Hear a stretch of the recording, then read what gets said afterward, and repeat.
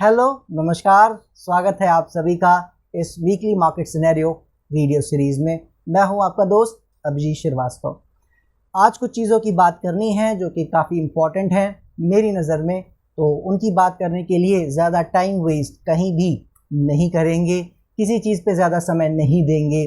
Charts में आपको पता है जो इसके बाद का सेगमेंट हम लोग स्टार्ट करते हैं, उसमें बेसिकली हम लोग बात करते हैं कि उस पर्टिकुलर चार्ट में क्या होता नज़र आ रहा है, उस पर्टिकुलर इंडेक्स में क्या नज़र आ रहा है और किस लेवल के नीचे वो ख़राब हो जाएगा, राइट। लेकिन चार्ट्स के बाद जब हम बात करनी शुरू करते हैं पूरे सेक्टर्स को लेकर, ओवरऑल क्या लग रहा है, ग्लोबल मार्केट को लेकर ओवरऑल क्या लग रहा है, और ओवरऑल कंक्लूजन हम करते हैं वहाँ पे कि हमें ओवरऑल मार्केट में क्या एक्सपेक्ट करना चाहिए निफ्टी से और ओवरऑल स्टॉक मार्केट से। तो उसकी बात जब हम वहाँ करते हैं तो वहीं पे ज़्यादा इंपॉर्टेंट चीज़ें डिस्कस करनी है। तो चलिए बिना टाइम वेस्ट किए शुरू करते हैं आज का वीकली मार्केट सिनेरियो। चलिए सबसे पहले बात कर लेते हैं निफ्टी के बारे में। याद होगा आपको हम क्या बात करते आ रहे हैं, 600 का एरिया जो 19,600 का एरिया है, ये डिसाइसिवली ब्रेक नहीं करना चाहिए। आपको अब समझ में आ रहा होगा जो भी नए दोस्त हैं कि ये लो लगना क्यों इतना ज़्यादा इम्पॉर्टेंट नहीं होता है, सस्टेनेबिलिटी और कैरेक्टर की क्या इंपॉर्टेंस है। पुराने हमारे व्यूवर्स तो जानते ही हैं और जो नए देख रहे हैं उनको भी अब आइडिया लग रहा होगा कि किस तरह से सपोर्ट एरियाज़ या रेजिस्टेंस एरियाज़ काम करते हैं। सो कुल मिला के अभी तक कोई दिक्कत नहीं है। लो भले 500 के भी नीचे लग गया हो, लेकिन किस तरह से आपने देखा है एक्सपायरी के बाद ऊपर की ओर आता नज़र आया है, कहीं कोई दिक्कत नहीं है। हालांकि याद ये रखना है कि ज़्यादा समय यहाँ बिताना नहीं चाहिए और उम्मीद इसी तरह की है कि ज़्यादा समय नहीं बिताएगा और जल्दी ही हम या तो इसे काटता हुआ देखेंगे या ऊपर की ओर निकलता हुआ देखेंगे। हमारा व्यू आपको पता ही है, बाकी जो भी बातें होंगी कंक्लूजन में हम करेंगे ही। फिलहाल ज़्यादा कुछ सोचने की ज़रूरत नहीं है, 600 के सपोर्ट एरिया को ही फॉलो करते रहने की ज़रूरत है। और अब आ गए हैं बैंक निफ्टी के चार्ट पर। बैंक निफ्टी में जैसा आपको याद होगा हमने बात की थी कि लास्ट वीक ही ये लेवल अच्छे से ब्रेक कर गया था और हमने ये बात की थी कि अगर ये थोड़ा नीचे आना चाह ही रहा है तो अब बिल्कुल आ सकता है, लेकिन यहाँ पे आके हम इसका बिहेवियर देखेंगे। फिलहाल जैसा हमने ये भी बात की थी कि मूविंग एवरेज एक सपोर्ट की तरह काम करता चला आ रहा है, तो ये डिसाइसिवली ब्रेक नहीं करना चाहिए। इस चीज़ का हमें स्पेशली ध्यान रखना है, लेकिन अभी तक आपने देखा है ऐसा नहीं हुआ है। उस लेवल को, उस एरियाज़ को फॉलो कर ही रहा है। और दूसरी चीज़ क्या है, एक लोज हमारे पास हैं, एक अच्छे सपोर्ट जोन हमारे पास है। जब तक ये प्रीवियस लोज डिसाइसिवली ब्रेक नहीं कर जाते तब तक बैंक निफ्टी में कुछ बिगड़ने वाला नहीं है। लेकिन चूंकि इस हमारे सपोर्ट एरिया के जो ये नीचे आ गया था, इसने क्या बताया है, इसने सिंपली बस ये बताया कि थोड़ा समय ये और यहाँ देना चाहे या थोड़ा इसके ऊपर जाके देना चाहे, ये बिल्कुल देता नज़र आ सकता है। कि इसको अगर तुरंत जाना है तो वहीं से जा सकता था, अब नीचे आ गया है, थोड़ा समय और ये बिताना चाहे बिल्कुल बिता सकता है। फार्मा सेक्टर में ऐसे कोई खास नया नहीं है जिसके बारे में आपको बताया जाए, सिंपली चाल आ चुकी है। सपोर्ट आपको यही फॉलो करना है जो कि 14,700 एरिया के आसपास है, उसी के ऊपर अभी तक समय बिता रहा है, कोई इशू नहीं है। जिस दिन ये लेवल ब्रेक करेगा दिमाग में रखना है कि कुछ हफ्ते से लेकर कुछ महीने तक की करेक्शन एक्सटेंड हो सकती है और उस केस में प्राइस भी अच्छे से गिरता नज़र आ सकता है। तो वो तभी होगा जब ये लेवल ब्रेक करेगा। जब तक ऐसा नहीं हो रहा है, जो भी टाइम बिताना चाहे बिता के वापस ऊपर की ओर चलना चाहे बिल्कुल चलता नज़र आ सकता है। मेटल सेक्टर ने अभी तक डिसअपॉइंट नहीं किया है, जैसा आप देख रहे हो। शानदार चाल ये भी हमें दे चुका है, लेकिन थोड़ा रुक रुक के चल रहा है और इस तरीके से चल रहा है जहाँ पे हमें सपोर्ट्स को बिल्कुल ध्यान से देखते रहना है, कोई गड़बड़ उसमें ना हो, राइट। तो अभी तक आप देख रहे हो बार बार हमारे सपोर्ट एरियाज़ के आसपास यहाँ भी आया था और यहाँ तो पूरा उस एरिया को टच ही कर गया है, राइट। तो बस इन एरियाज़ को इसे अच्छे से फॉलो कर लेना चाहिए अगर इसे ऊपर नए हाइस की ओर जाना है।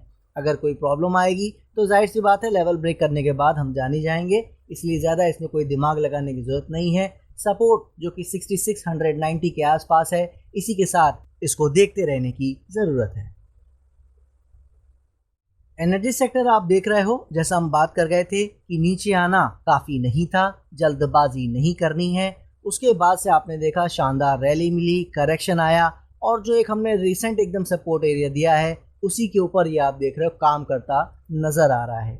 क्या ये होल्ड कर पाएगा क्या नहीं, वो कोई बड़ी बात नहीं है। मैं फिर याद दिला देता हूँ, एनर्जी सेक्टर में लो लग भी जाएंगे तो भी अभी भी जल्दबाजी नहीं करनी है, याद रखना है। इससे उम्मीद हमें यही है कि बहुत जल्दी ये यहाँ पे अगर ऊपर जाना चाहता है तो अपनी करेक्शन को फिनिश करके कहीं ना कहीं ये ऊपर की ओर चलता बिल्कुल नज़र आ सकता है।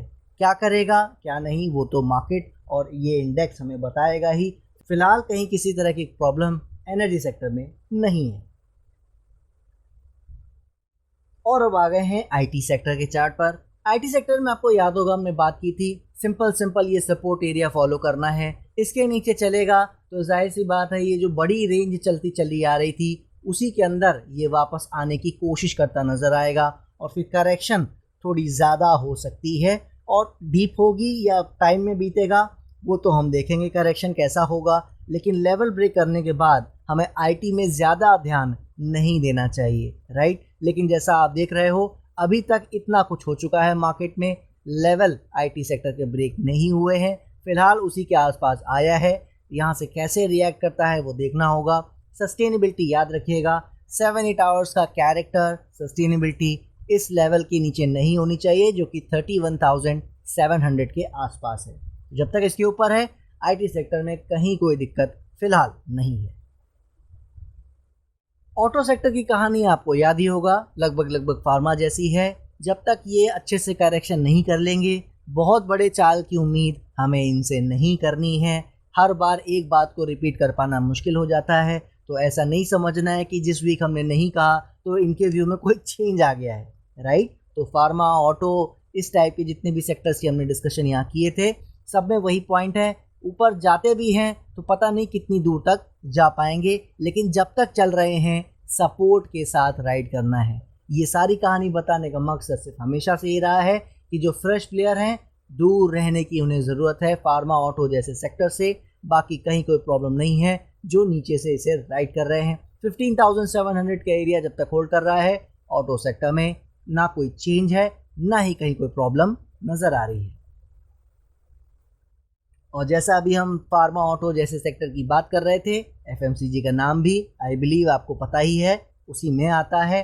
सपोर्ट बहुत अच्छे से ले रहा है एफएमसीजी, तो यहाँ पे कोई इफ़ बट है ही नहीं। इसी के नीचे 7-8 आवर्स की सस्टेनेबिलिटी और कैरेक्टर नज़र आएगा। हम मान लेंगे करेक्शन का साइज़ बढ़ने जा रहा है, लेकिन जब तक ऐसा नहीं होता है 51,000 का एरिया मोटा मोटी जब तक होल्ड कर रहा है किसी भी तरह की कोई प्रॉब्लम नहीं है। डेफिनेटली जितना फ्रेश प्लेयर दूर रहेंगे उतना बेटर रहेगा। आपको याद होगा हमने पीएसयू बैंक के बारे में क्या बात की थी कि ये पहले किस तरह से काम कर रहा था, उसके बारे में आज जानने की कोई ज़रूरत नहीं है, पुराने वीडियोस देखे जा सकते हैं। लेकिन जैसे ही यहाँ पे काम करना शुरू किया था हमने बात की थी सपोर्ट एरिया अब जब तक ब्रेक नहीं कर रहा है, उम्मीद ये हो गई है कि अब यहाँ से बहुत अच्छा करना चाहे कर सकता है। इसका टाइम ऑलमोस्ट पूरा हो चुका है, बहुत बढ़िया से उसने निकाला और आप देख रहे हो अभी तक ये वो सेक्टर है जिसने किसी भी तरह का फॉल इस तरह की मार्केट में जो कंडीशन है उसमें भी ये देता नज़र नहीं आ रहा है। 4800 का सपोर्ट जब तक होल्ड कर रहा है मेरी नज़र में कोई दिक्कत नहीं है। करेक्शन याद रखिएगा अभी भी आना चाहे बिल्कुल आ सकती है, कोई प्रॉब्लम नहीं है। और फाइनली आ गए हैं रियल्टी सेक्टर के चार्ट पर। इसमें भी वही आपको याद होगा, ऑटो, फार्मा, एफएमसीजी जैसे सेक्टर्स के साथ ये बिलोंग करता है। लेकिन इसमें हमें सबसे ज़्यादा उम्मीदें हैं, याद रखिएगा। अगर यहाँ से ऊपर चला भी जाता है तो इतनी ज़्यादा कंप्लेन इसमें नहीं होगी जितनी ऑटो, फार्मा टाइप के सेक्टर्स में होगी, राइट। तो रियल्टी सेक्टर भले अभी बहुत ज़्यादा चल चुका है और करेक्शन एक पेंडिंग हो गया है, बट फिर भी सपोर्ट के साथ इसको बिल्कुल देखते रहना चाहिए। लेकिन फ्रेश पोजीशंस प्लेयर्स जो हैं जितना दूर रहेंगे उतना बेटर उनके लिए रहेगा। जैसा मैंने आपसे शुरू में कहा था वीडियो के, ज़्यादा समय वेस्ट नहीं करना है, कम से कम कोशिश की है हमें चार्ट्स पे ज़्यादा डिस्कशन करने की, क्योंकि मोर और लेस चार्ट्स में कोई बहुत बड़ा तब्दीली आता नज़र नहीं आया है। तो अपने सेक्टर्स को लेकर बात करनी शुरू करें। उससे पहले एक छोटा सा अपडेट देना चाहूँगा, कुछ अपने प्रॉफिट की बात यहाँ कर लेना चाहूँगा। हम लोग का जो क्लास स्टार्ट हो रहा है, जो ये हमारा बैच नंबर 4 स्टार्ट हो रहा है, याद रखिएगा टेक्निकल एनालिसिस ट्रेनिंग का ये कोर्स है और ये 90 सेशंस का रहेगा। ये हमारा 2 अक्टूबर से स्टार्ट हो रहा है। ये पहला जो सेशन है हमारा वो सबके लिए होगा। जी हाँ, इसमें बहुत ही बेसिक चीज़ों की बात करने वाले हैं, लेकिन वहाँ पे साथ साथ अगर किसी का कोई सवाल हो, जो कुछ पूछना चाहता हो, कुछ समझना चाहता हो, तो वो बिल्कुल वहाँ पे पूछ सकता है। यहाँ बताने का मकसद सिर्फ ये है कि हम डायरेक्टली वीडियो का लिंक शेयर करेंगे उस टाइम में जब क्लास स्टार्ट होगी। तो इसीलिए इस अभी से आपको अपडेट दे दिया है कि अगर रात में आपको 8 o'clock अगर आपको मिलता है कोई लिंक जूम का, तो उसको आप ज्वाइन कर सकते हैं, लेकिन सिर्फ इसलिए कि अगर आपको वहाँ पे कुछ मेरे से बात करनी है, कुछ रूबरू होना है, मुझसे बात करना है, उसके लिए सिर्फ आप उसे ज्वाइन कर सकते हैं।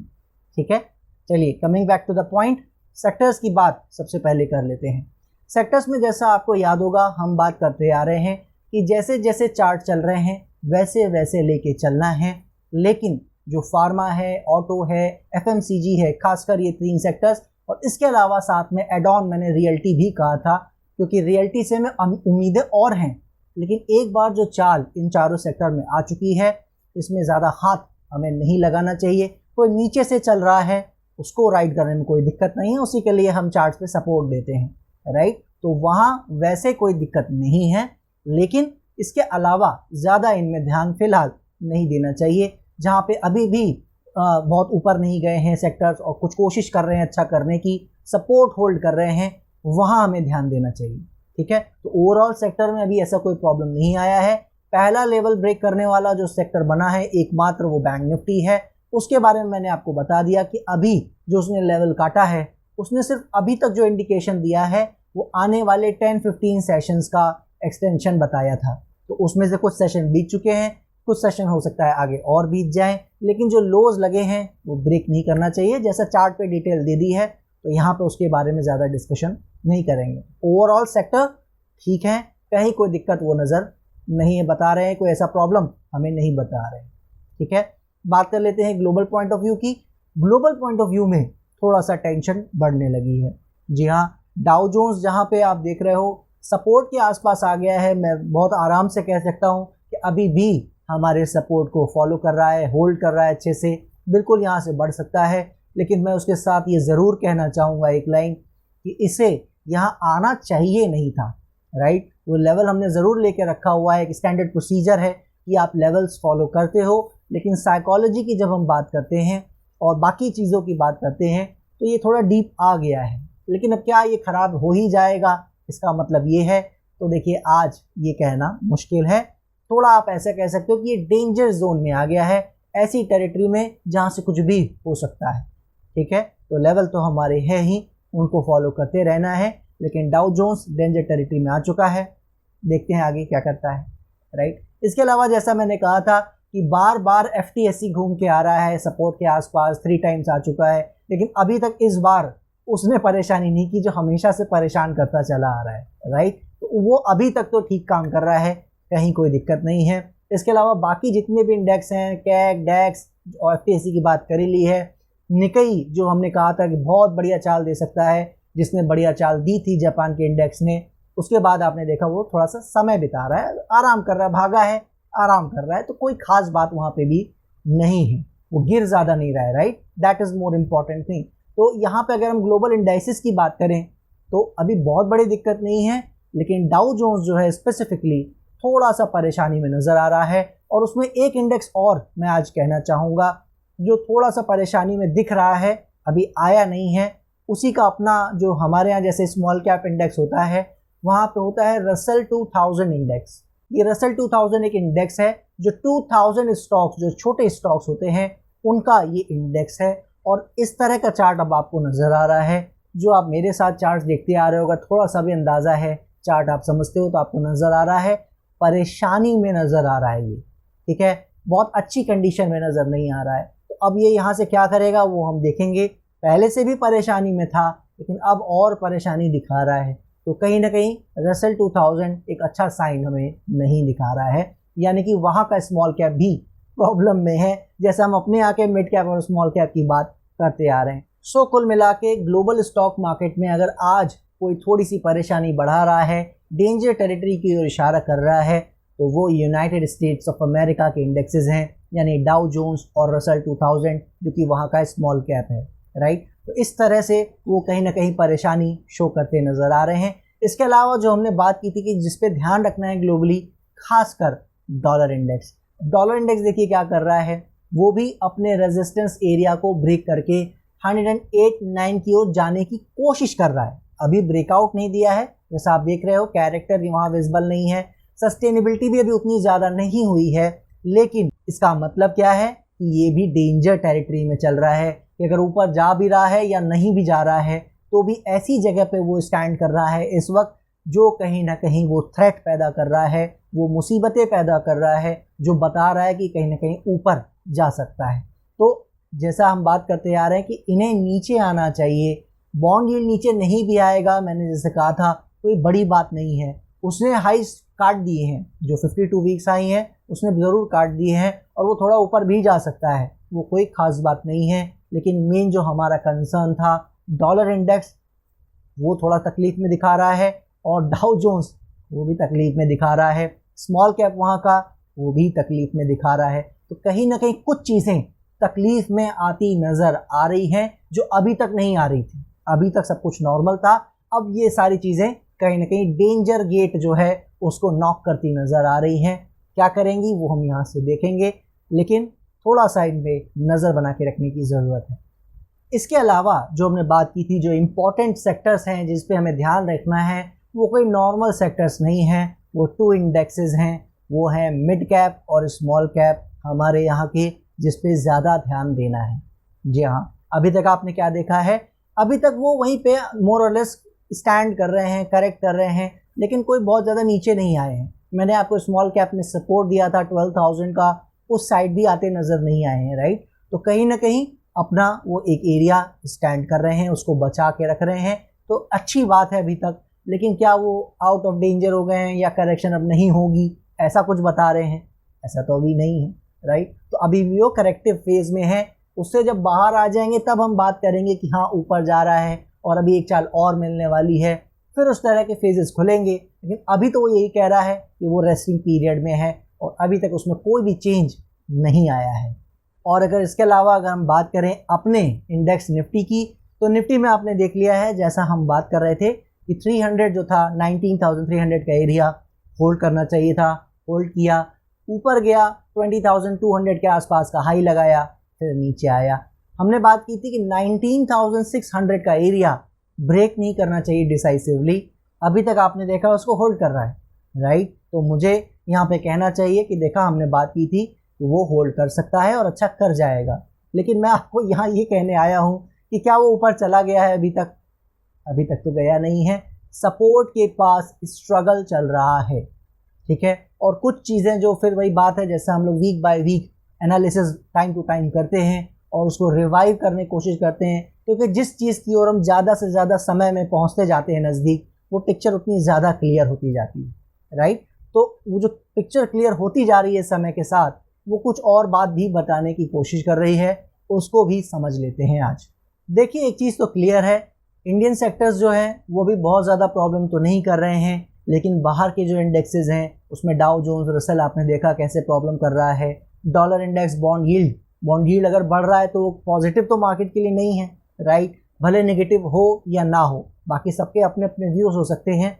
मेरा मानना है बॉन्ड यील्ड का बढ़ना अभी मार्केट के लिए उतना नेगेटिव नहीं है जितना लोग शायद एंटिसिपेट कर रहे हों, तो मेरे लिए अभी वो नॉर्मल चीज़ है। बाकी समय के साथ जैसा मैंने कहा, हमारे लिए कुछ भी यहाँ पे डायरेक्ट कोरिलेशन नहीं है। इसी में एक बात और निकल के आती है कमोडिटी के बारे में। कमोडिटी के बारे में यूजुअली आपने सुना होगा कि गोल्ड सिल्वर जब बढ़ते हैं हमारी मार्केट के लिए प्रॉब्लम होता है, यानी स्टॉक मार्केट के लिए प्रॉब्लम करता है। लेकिन मैं आपको ये बताने की कोशिश कर रहा हूँ, ये वो पीरियड चल रहा है समहाउ जहाँ पे गोल्ड सिल्वर या ओवरऑल कमोडिटी जो हैं, बेस मेटल्स हैं या जो भी कुछ है कमोडिटी में, उनको बढ़ना चाहिए, एक्सेप्ट क्रूड, राइट। क्रूड को छोड़कर सबको बढ़ना चाहिए, इसकी उम्मीद हम कर रहे हैं, क्योंकि कमोडिटी में मार्केट का रिलेशन है। और इस वक्त जो रिलेशन है वो ये है, ब्रॉडर सेंस में याद रखिएगा, day by day week by week की बात हम नहीं कर रहे हैं। ब्रॉडर सेंस में गोल्ड सिल्वर कॉपर ये सारे बढ़ने चाहिए और हमारी मार्केट भी बढ़नी चाहिए, राइट। अभी क्या हो रहा है, हमारी मार्केट करेक्शन में है, परेशानी में है, सपोर्ट के पास आप देख रहे हो स्ट्रगल कर रही है, और गोल्ड सिल्वर लेवल नीचे की ओर ब्रेक करने की कोशिश कर रहे हैं। जी हाँ, अब यही चीज़ें जो काफ़ी इस तरह की कॉन्ट्राडिक्टरी हो रही हैं, जो मैं आपको बताने की कोशिश कर रहा हूँ वो ये है कि चार्ट्स अगर आज मैं देखता हूँ, जितने मैंने सारे चार्ट्स देखे और जो हम यहाँ बात नहीं भी करते हैं जिनके बारे में, क्योंकि वो चीज़ें आपके लिए और कॉम्प्लिकेट ही करेंगे, फिर हमें दूसरे टॉपिक्स को यहाँ पे मेंशन करना पड़ेगा जो काफ़ी लेंदी हो जाएगा, राइट। उनमें हम कभी जाते नहीं हैं। सारे चार्ट जितने भी हम देखते हैं इन चार्ट्स के अलावा, वो सारे ये कह रहे हैं कहीं ना कहीं ज़्यादातर कि मार्केट यहाँ से करेक्शन एक्सटेंड करने जा रही है। जी हाँ, इसमें कहीं कोई अभी डाउट नज़र नहीं आ रहा है। ये सारे चार्ट्स हमें ये सिंपली बता रहे हैं कि ये कहीं ना कहीं वो डेंजर वाला जो डोर है उसको नॉक कर रही है बार बार, और अगर नॉक किया जा रहा है तो मोस्ट प्रोबेबली डोर ओपन हो सकता है, यानी कि करेक्शन यहाँ से एक्सटेंड हो सकती है। और वो करेक्शन किस टाइप की एक्सटेंड हो सकती है उसके बारे में हम आपको बहुत बार बता चुके हैं। WMS 177 का जो अपडेट वीडियो था, आई थिंक WMS 182 था इफ़ आई रिमेंबर करेक्टली, उसमें मैंने सब कुछ बताया हुआ है। मेरी बातों को ध्यान से समझिएगा, कंफ्यूज नहीं होना है। चार्ट्स कह रहे हैं डाउन जा सकता है, करेक्शन आ सकता है। हमने भी ये कह रखा है कि एक करेक्शन 1500 पॉइंट से लेकर 2000 पॉइंट का निफ्टी में आ सकता है इस साल, और वो लेटर स्टेजेस में हम एक्सपेक्ट कर रहे थे मगर, और 21,000 की साइड जाने के बाद से एक्सपेक्ट कर रहे थे, या तो 21,000 से या उसके ऊपर कहीं जाके वहाँ से इस तरह का करेक्शन आ सकता है। ठीक है, तो इस तरह की बातें हम कर भी रहे थे, चार्ट्स आज शो कर रहे हैं। प्रॉब्लम क्या है? प्रॉब्लम जो मैंने लास्ट वीक बताने की कोशिश की थी, याद रखिएगा, हर वीक जो हम बात कर रहे हैं उसमें कुछ चेंज नहीं होता है, अपडेट होता है। तो हर चीज़ का ये फॉलोअप है। तो फॉलोअप क्या है कि इसमें बीच से लौट आया, ये 21,000 के साइड भी नहीं गया और 19,800 से भी लौटा नहीं है, 20,200 यानी बीच में हाई लगा के वहाँ से कहीं से लौटा है। तो मुझे अभी आइडिया नहीं है क्लियरली कि उसके लिए वो हाई इनफ है, वो 2000 पॉइंट और 1500 पॉइंट करेक्शन करने के लिए, या वो इनफ नहीं है। अगर इनफ नहीं है तो ऊपर जाएगा ऑब्वियसली, जो हम एक्सपेक्ट कर रहे हैं, लेकिन अगर इनफ है तो फिर यहाँ वो करेक्शन आ सकती है। जैसा हमने लास्ट वीक भी कहा था, हमारे लेवल ब्रेक कर जाएंगे और फिर किसी न किसी तरह की करेक्शन, यानी कि वो करेक्शन या तो 1500 2000 पॉइंट की हो जाएगी इन टोटल। और जब से शुरू हुआ है आपका पहली बार 19,900 समथिंग का जो हाई लगा था 20,000 के नीचे, उस टाइम से लेकर कम से कम हम 3 to 4 मंथ का करेक्शन कर सकते हैं। तो उसमें 1-2 मंथ्स का आई थिंक ऑलरेडी हो चुका है, और 1-2 मंथ्स का करेक्शन का एक्सटेंशन यहाँ से और हो सकता है। ठीक है, ये हमें चार्ट्स बता रहे हैं, बहुत क्लियर बता रहे हैं। मैं आपको साफ बता दूं, लेवल किसी में ब्रेक नहीं किया है, लेकिन जो साइकोलॉजी है चार्ट्स की, वो ये कह रही कि कहीं ना कहीं इस तरह की प्रॉब्लम आ सकती है। अब समस्या क्या है? अगर है तो मैं आपसे ये क्यों नहीं कह रहा हूँ कि फिर यहाँ पे थोड़ा सा दूर हो जाइए और ऐसा कर लीजिए, बिल्कुल मार्केट में काम नहीं करना है। अभी मैंने ये लाइंस क्यों नहीं कही, सिर्फ ये क्यों बताया है आपको कि ये ऐसा शो कर रहे हैं? तो उसका वजह 2 है। पहला जो मैं आपको याद दिलाना चाहूँगा कि इस तरह का कुछ माहौल, अगर मैं आपको याद दिलाने की कोशिश करूँ, 15,200 के टाइम भी था, इसी तरह का माहौल 17,000 के टाइम भी था, अगर आप उसको याद करोगे। लेकिन कुछ एक पॉइंट्स जो थे, जो चार्ट से भी ज़्यादा बढ़ के इम्पॉर्टेंट होते हैं, मैं उनको स्पेसिफिकली वेटेज देता हूँ, ऐसा मेरा मानना है कि उनकी अपनी इम्पोर्टेंस होती है। तो वो बता रहे थे कि वो समय नहीं था सही, वो जगह नहीं थी सही वो करेक्शन बड़ा करने की। इसी तरह आज मैं फिर से वही कहना चाह रहा हूँ कि आ गया है, 19,600 के नीचे भी हो आया है। इनफैक्ट मुझे लगता है 400 समथिंग हो गया था, लो लगा आया है। हो सकता है कल को लेवल कट जाए, 400 के नीचे चला जाए और सारी कहानी गड़बड़ा जाए, राइट। लेकिन मैं फिर भी यही कह रहा हूँ कि हम 2 बातें क्लियर हो रही हैं, नहीं जाना चाहिए, ये वो समय नहीं है, ठीक है। लेकिन चार्ट्स याद रखिएगा सपोर्ट नहीं कर रहे हैं इस बात को, ठीक है। तो चार्ट्स भी जीत सकता है, और ये बाकी चीज़ें जो हैं, जिसमें कुछ एक चार्ट्स भी हैं और कुछ एक साइकोलॉजी भी है और कुछ एक अदर पॉइंट्स भी हैं, वो सारे कॉम्बिनेशन मिलके कह रहे हैं नहीं होना चाहिए। 20,200 high is not enough to do that, ठीक है। इस टाइप की करेक्शन एक्सटेंशन वो यहाँ नहीं होनी चाहिए। ठीक है, अब वो क्या करेगी मार्केट, देखिए हम मार्केट को डिक्टेट करने वाले कोई होते नहीं हैं, हम लोग मार्केट के बिहेवियर को एक्सेप्ट करते हैं, राइट। तो अगर यहाँ पे उस तरह का कुछ एक शॉर्ट टर्म का टॉप लग रहा है और कुछ समय यहाँ पे या कुछ प्राइस में करेक्शन बढ़ाने जा रहा है, हम उसे एक्सेप्ट करेंगे, क्योंकि हम खुद यहाँ पे एक्सपेक्ट करते आ रहे हैं कि ऐसी करेक्शन पेंडिंग है। लेकिन उसके लिए 20,200 का हाई इनफ नहीं है, इसको 21,000 साइड कम से कम जाना चाहिए। और कम से कम में मैंने कहा था 20,500, 600, 20,700 एटलीस्ट वहाँ तक तो जाओ। तो वो मिनिमम वाले लेवल्स थे, वहाँ तक भी ये नहीं गया है। जैसा करेगा हम देखेंगे, वरना मुझे नज़र आ रहा है आने वाले 5-7 सेशन में जैसा 17,000 के समय हुआ था वैसा यहाँ हो सकता है। बिल्कुल यहाँ से हम अच्छा कर सकते हैं। अगर वैसा नहीं होता है तो जाहिर सी बात है किसी न किसी तरह की करेक्शन हम करने जा रहे हैं, या तो प्राइस में या तो टाइम में, क्योंकि इसके अलावा तो कुछ होता नहीं। या तो कोई चीज़ ऊपर जाती है, नहीं जाती है तो नीचे जाती है, नहीं जाती है तो रेंज बनाती है। 3 टाइप्स होते हैं, राइट, मेनली। तो इसीलिए अभी ज़्यादा परेशान नहीं होना है, लेकिन ये याद रखना है कि मार्केट अब प्रॉब्लम ज़्यादा दिखा रही है। वेटेज अगर मैं कहूँ तो 5-7% थोड़ा सा नीचे करेक्शन एक्सटेंड करने का ज़्यादा नज़र आ रहा है। टाइम वाइज करेक्शन से ज़्यादा प्राइस वाइज करेक्शन का नज़र आ रहा है। इंडेक्स की बात कर रहा हूँ, स्टॉक्स की अपनी अपनी स्टोरी हो सकती है, कहीं और कोई ज़्यादा हाथ पैर मारने की ज़रूरत नहीं है। Mainly small cap, dollar index और आपका डाउ जोन्स पे ध्यान रखने की ज़रूरत है। और बेसिकली निफ्टी तो हम देखते ही हैं, तो उस पर भी लेवल को देखते रहने की ज़रूरत है। आशा करता हूँ मैंने आपको कंफ्यूज नहीं किया होगा। जो मेरे दिमाग में आ रहा है, जो व्यूज़ जितने ज़्यादा क्लियर होते जा रहे हैं, वो मैंने आपको बताने की कोशिश की है। क्या कोई न्यूज़ आ रही है जिसके कारण एकदम से सब कुछ हो जाएगा, इसकी वजह से ये सब संभाल के रखे हुए हैं कि बस जैसे ही न्यूज़ आए और हाथ हटा ले मार्केट और सब कुछ एक बार के लिए फॉल आ जाए। क्या कुछ ऐसा होने वाला है, या संभल जाएगी मार्केट, यहाँ से एक चाल मिलेगी फिर बाद में कहीं ऊपर से फॉल आएगा, इस तरह का कुछ होने वाला है? वक्त बताएगा। थोड़ा सा पेशेंस रखिए, मुझे लगता है ज़्यादा समय इंतज़ार करना पड़ेगा नहीं, मार्केट खुद ही बता देगी।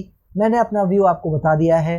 मुझे अभी भी लगता है इसको यहाँ पे ऐसा नहीं करना चाहिए, मगर चार्ट्स डे बाय डे मेरे व्यू को बहुत ज़्यादा, आप कह सकते हो हार्डली चैलेंज कर रहे हैं कि तुम गलत हो सकते हो इस बार।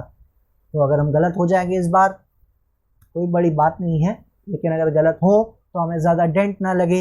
इसीलिए जैसा मैंने कहा था, कम काम करना है, पहले से बताता आ रहा हूँ, कम ही काम करना है। और बाकी जो लोग मुझसे मिलना चाहते हैं, मंडे को रात में 8 बजे आप सबसे मिलूँगा जूम मीटिंग में। तब तक के लिए जय हिंद, जय भारत।